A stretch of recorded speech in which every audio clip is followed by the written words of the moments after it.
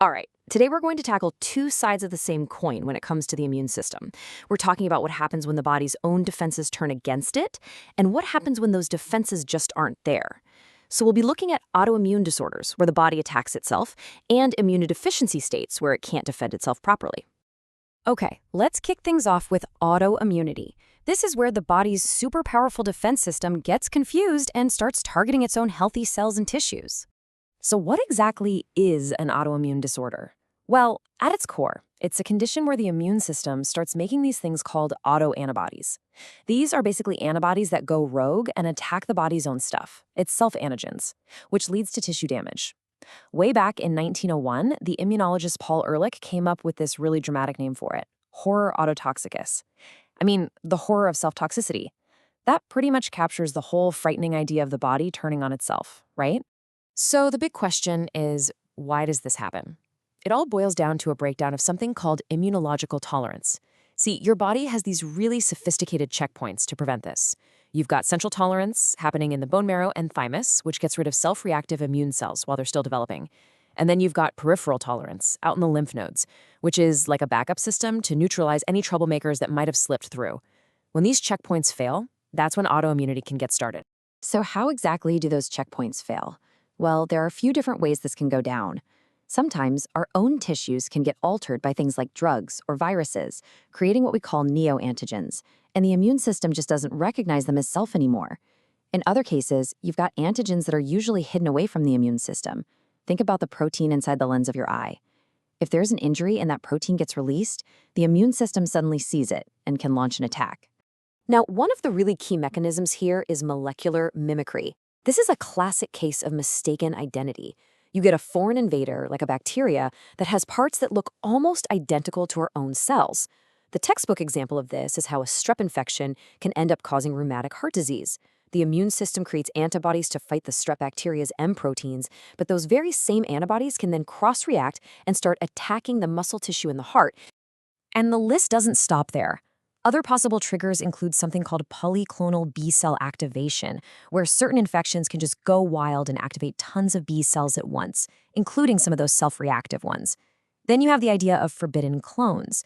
These are self-reactive immune cells that were supposed to be destroyed during their training but somehow survived.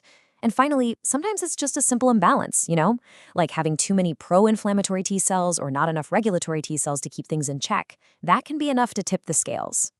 All right, so we've covered the how and why autoimmunity happens. Now let's get into the what. In this next section, we're going to classify these diseases and look at some really important clinical examples.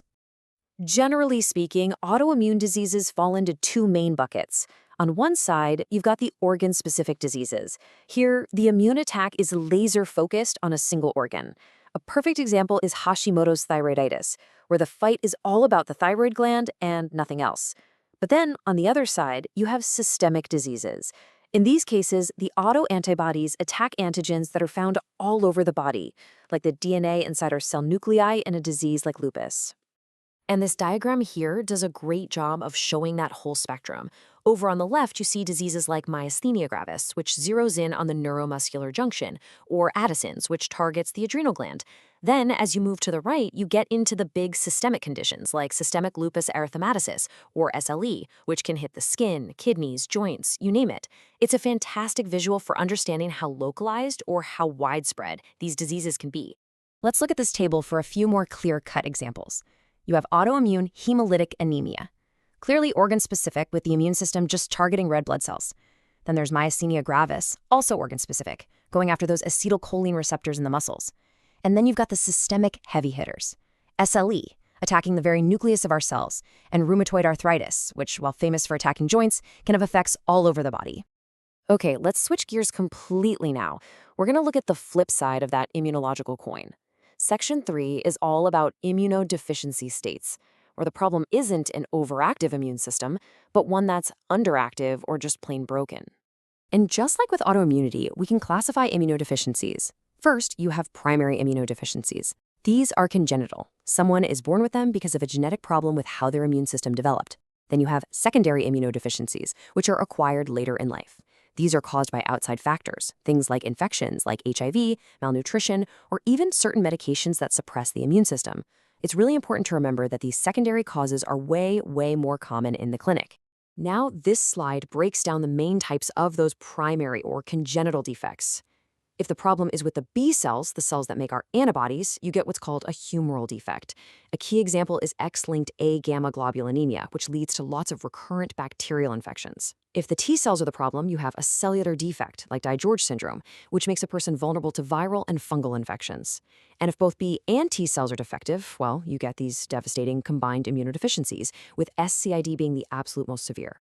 Okay, so we've looked at what can go wrong when the immune system does too much and what happens when it does too little.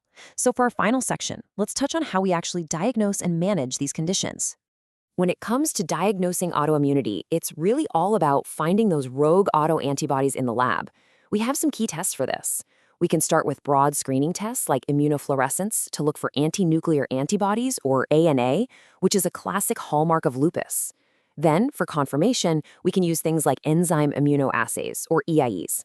And for some diseases, we have highly specific markers, like the anti-CCP test for rheumatoid arthritis or detecting rheumatoid factor. So, how do we treat these conditions? For autoimmunity, the main goal is pretty straightforward. You have to dial down that overactive immune response. This can be done with broad immunosuppressive drugs like corticosteroids, or with much more targeted modern drugs like monoclonal antibodies, which are designed to block very specific parts of the inflammatory process. There are even experimental ideas out there like T-cell vaccination, which aim to try and reteach the body tolerance. So there you have it. From the self-attacking nature of autoimmunity, so the weakened defenses of immunodeficiency, it's pretty clear just how critical immune balance really is.